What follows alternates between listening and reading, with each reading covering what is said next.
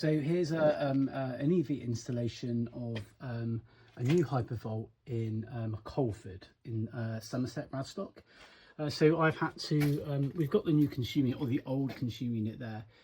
You can't use this, it's not possible, so there are ways around it, and so that's installing a new consumer unit that has surge protection and Type A RCD, and then it's fed here. It also has the Hypervolt has a load management system, and this means that so it monitors the power that's being used in the property to charge. And so when it's charging the car, if there's the oven on and there's high demand in the house, then it will slow down the charge to the car.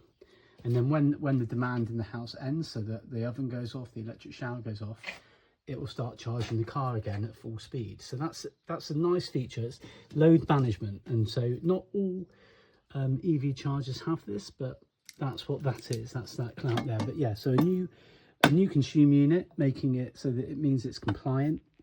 And then we go around here,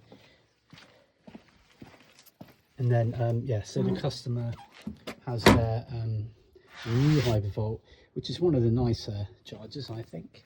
It's a nice charger. It also comes with the clip-in holder, which is a nice feature. This is the 10-meter tethered version. Well, they're all tethered, the Hypervolts, but you can get 10-meter, 5-meter, and 3-meter cable.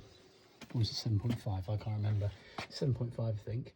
But yeah, so it's a nice charger.